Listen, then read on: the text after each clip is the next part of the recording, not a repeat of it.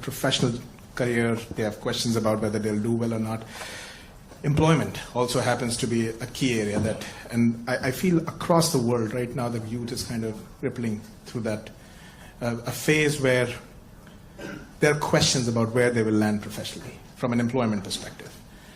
So when we connect any sentence which has the word youth and employment in the same sentence, it's a cause of worry at a lot of places at a lot of different levels. What do you have to say about employment and our youth? See, first of all, let's be clear. Not everywhere on the planet has an employment problem. Okay?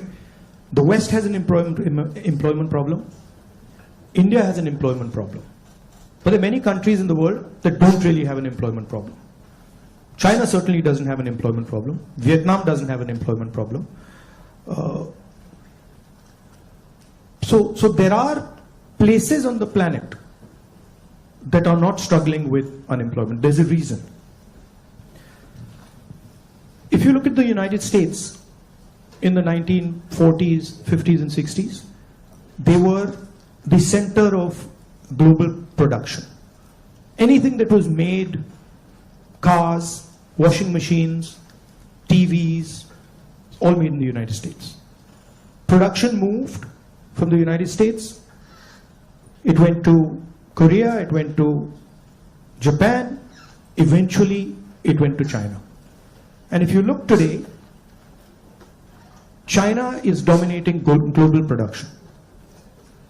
You go to India, you look at the phones, you look at the furniture, you look at clothes, you see on the back, made in China. That's a fact, right? So what has happened? The West, America, Europe, India has given up on the idea of production, and they've handed it to China. The act of production creates jobs. What we do, what the Americans do, what the West does, is we organize consumption. Okay? Uber is organizing consumption. Okay? Foxconn is organizing production. Mahindra organizes production. Bajaj organizes production. These are the guys who create the jobs. And that is the problem. You're never going to employ India using IT, using consumption. It's not going to happen.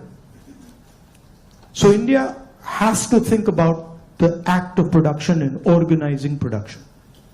And India has to, it's not acceptable that India simply says, okay, manufacturing, what you call manufacturing or production is going to be the preserve of the Chinese, it's going to be the preserve of the Vietnamese, it's going to be the preserve of the Bangladeshis, right? Bangladesh completely outcompetes us in textiles. Regardless of the problems they're facing right now, they wiped us off. They wiped us clean in textiles, right? So we have to reimagine how to produce in a democratic environment. Until we do that, we will face high levels of unemployment. And frankly, it's not sustainable.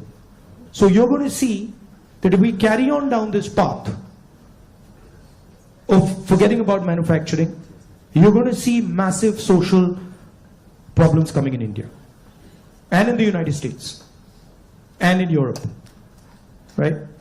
The polarization of our politics is because of this. We're getting ready to ask a few questions from the audience.